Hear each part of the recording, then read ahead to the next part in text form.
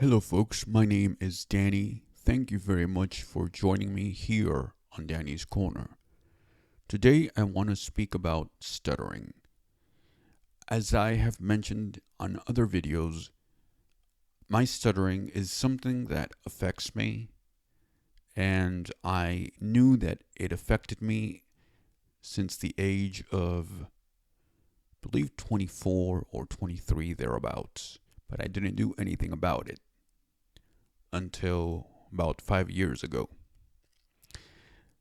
Today, I would like to speak to you about this, but from a perspective that hardly anybody considers. That's how a person feels as they're stuttering. My inspiration for this video came from another video that I will share with you of a TED Talk that was given by somebody that stutters. And here is the experience. I think that those of us that stutter may have the same thing. What does stuttering feel like? What do we feel? Same thing has been asked about blindness.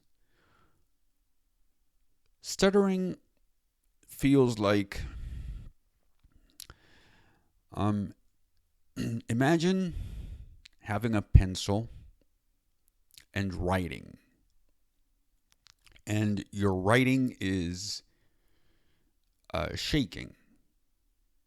Shaky because, well, you can't control the way your hand moves. It just moves on its own.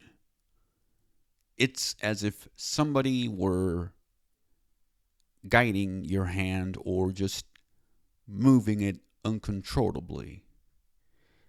And as much as you want to control the situation, control your hand so it would stop moving, you can't. And so it slips.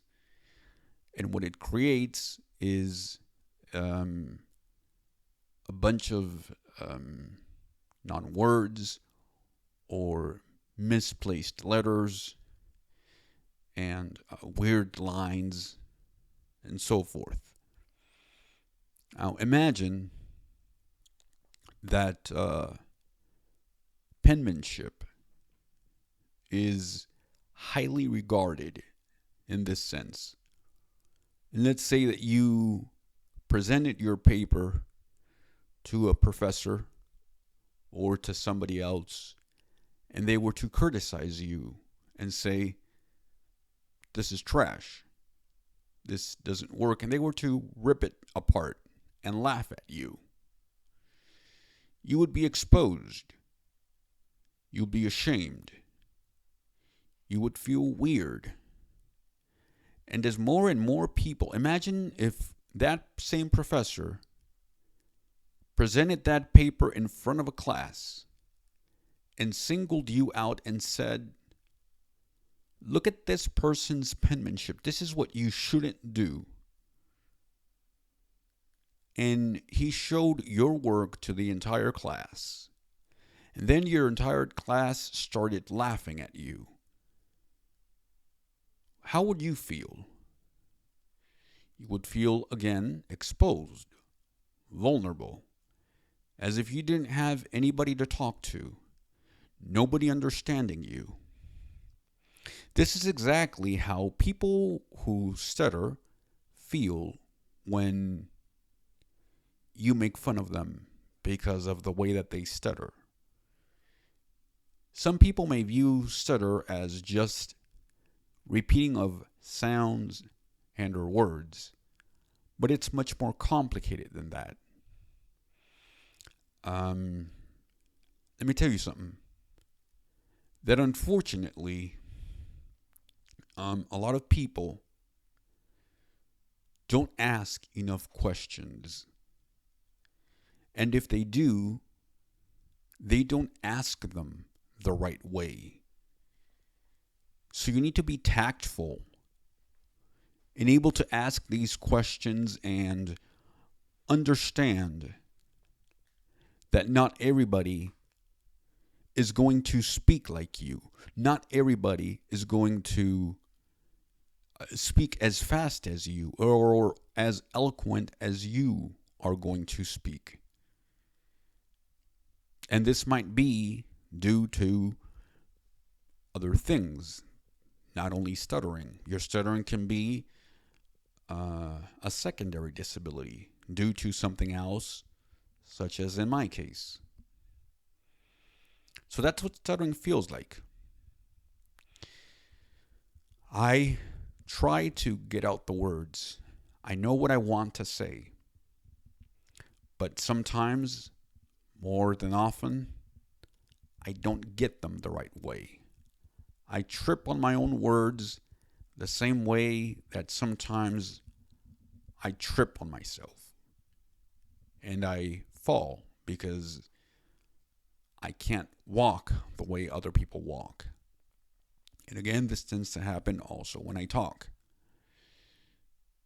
You might have heard the term spasms, and there is a term that I talked about in blind attitudes or attitudes about blind people, the second part, where this particular word is being used without a care in the world of whom it may hurt. In my case, since my throat obviously is controlled by muscles, I'm going to have these spasms and I don't know when I'm going to have them. Therefore, for me, it's really important to articulate every word that I am going to say. And I need to make sure that every word that comes out, you guys are able to understand it.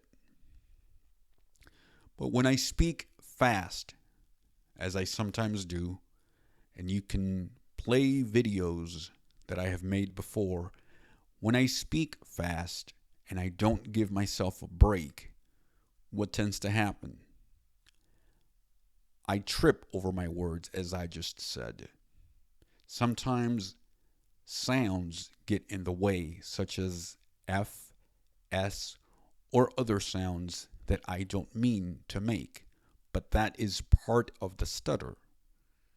See, it's like a car that you're driving and out of nowhere you have no brakes. So you can't stop and you see something coming up but you can't stop until it's too late and then you crash your car. By then, it's too late. So how do we relate to people who do not stutter? How can we relate to them? How to get rid of this thing which is shameful, not in and of itself, but because people tease us, because people told us it's wrong, because people often mock us, because people usually don't want to hang out with us, because just like any other disability or any other thing that we may perceive that's, quote, bad, it's stigmatized. What do? Some of us may choose to hide. Some of us may choose to not talk. Some of us may choose to do other things and able to hide our stuttering or hide any other disability. However, at some point or another, it's going to catch up. And it's going to be quite a sad day when people discover that you have been lying to them and lying to yourself. When are we going to accept as a society that a disability is a part of you? It's not that it's bad or good. It is what it is. And although it may be hard to accept, it's a part of you and it's something that you have to live with. And this is what I got from the talk from this guy at TED Talk. Um, One of the things that has helped me in my journey with stuttering is to listen to other people. And out of all the people that I have heard during my 20 plus years of talking to people, like really listening to them, one of the things I've noticed is that at some point we all stutter. Even those that do not have this issue, they stumble upon their words every now and then. Although, as I said before, they're not considered stutterers. So, how can we engage those people? One thing that I invite people to do is as soon as you get an opportunity, when you hear another person stutter, as soon as that person continues speaking, stop for a bit and say, by the way, this may not be important, but I would like to bring it up. I heard you stuttering or stumble over your words, and let me tell you something that I have not told anybody or very few people. I stutter. And you just gave me the courage to talk about this. And that conversation can change not only your life, but other people's lives as well. Because they're finding themselves in a vulnerable position at that point, although they are not stutterers themselves. So they may see, oh, I didn't notice that within myself, and I have never thought about that. That's where the conversation starts. And so, how can you finally erase the shame? How can you take away the the stigma that attaches to something like stuttering? Talk about it. For a number of people, talking about their disabilities is really hard. And others may say, why is he bringing it up now? Or why is she bringing it up now? Only those that have a disability or only those that have an illness know why they bring it up years later. Only those who have gone to trauma in some way or another know what it's like to live with this type of thing. The other person who doesn't have this doesn't know. They can only guess, but until they have not been a mile in your shoes, they can only talk. And it's easy to open your mouth and spew out words. After all, they're only words, nothing more. As I said before, only those people that have been through trauma, through psychological damage, know what it's like to talk about painful memories such as this. As I was talking today to my speech therapist, I was talking to her about this video as we were listening to it together. And I was surprised about how put together this guy was, how articulate he was when he was mentioning his stuttering and how he explained it to people, which is the same way that I'm explaining it to you now. And it really makes you stop and think about just having compassion for one another, being merciful with one another. And unfortunately, these are things that nowadays are seen as weakness, as somebody who doesn't have a backbone, somebody who is soft, and somebody who is easily crushed and are beaten.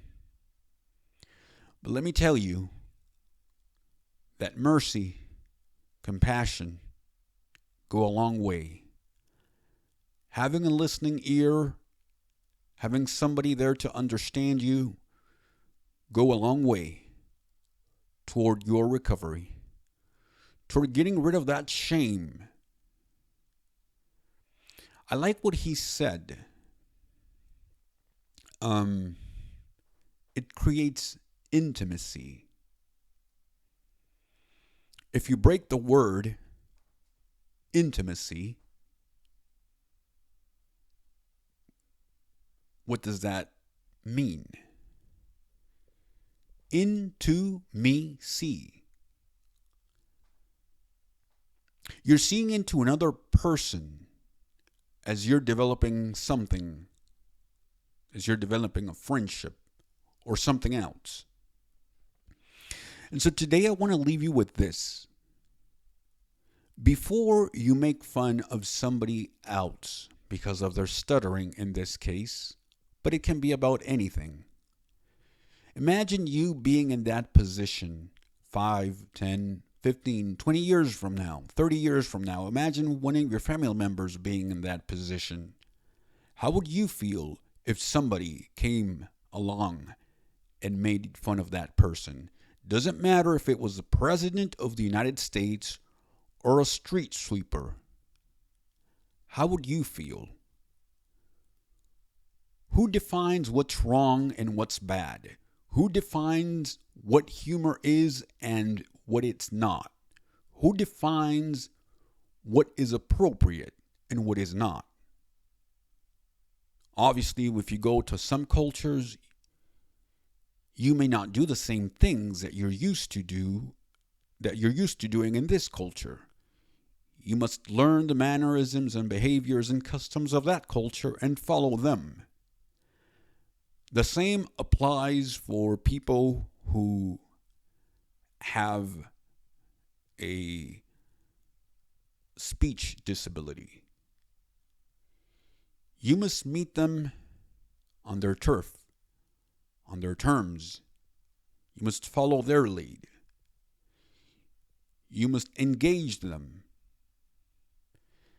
And finally, one of the things that I have noticed with all disabilities is that for whatever reason, whenever somebody stutters, or when you see a blind person, or a person who's not able to hear that well, or whatever the disability may be, is that people think that we lack understanding, that we must not be smart, that we don't know what we're talking about, just because we can't see, we can't talk well, or we can't walk well, or a myriad of things. The truth is that that is a myth. The truth is that uneducated people will say things just because they can. It is those people that are afraid to step out of their comfort zone and reach for something else. They're afraid to explore outside of their bubble because they don't want to get out of that bubble. As I said before, it's a comfort zone. They're blind. In this case, they're spiritually blind.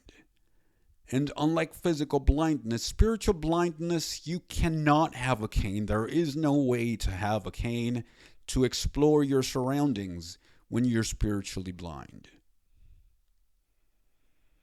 For that same reason, don't make fun of other people. Don't get your humor, your 2 minutes of laughter, your enjoyment, your kick out of somebody else's pain, suffering, and humiliation. Because the same thing that you do to other people will be done to you and or to those whom you love sooner or later. And if you don't see it during your generation, other generations after you will experience something similar, if not worse. Thank you very much. Have a nice day.